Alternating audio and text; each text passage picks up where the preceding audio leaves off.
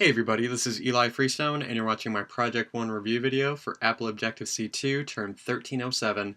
I'm displaying via AirPlay from my iPad.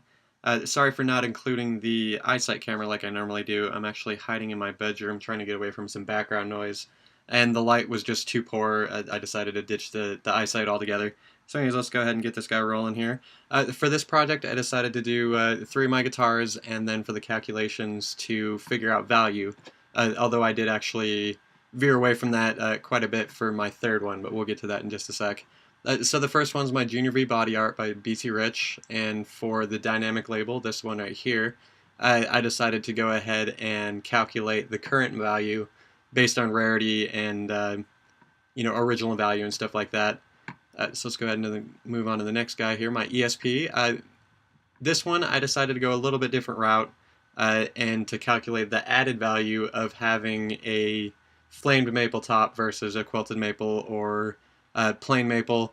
The numbers on this guitar I just kind of made up. I don't really know the value of the guitar. It was actually, I traded a buddy for it, but I just wanted to do the math for it. So yeah, so instead of adding the total value, it's just the added value of what having the flame maple top is.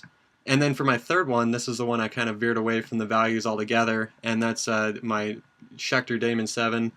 And for this one, because it's a 7-string guitar, where the other two are just 6 strings, I actually decided to calculate all the different notes on the fretboard with that extra string added, instead of messing around with value. This one was another one that was actually traded, so I don't really know what it's even worth. And it just kind of made more sense. I didn't want to really do the same type of thing as the other two, and yeah, so I just kind of went with the notes, and I'm pretty happy actually with the way that one came out. So let's go ahead and get this out of the way here and just run through my code a little bit real quick. So I've already gone kind of through the calculations, so I won't really touch on those. But for my project, I have the layout of, the standard layout for, I have the factory, the bass, and then 3 subclasses being BC Rich, ESP, and Schecter guitar.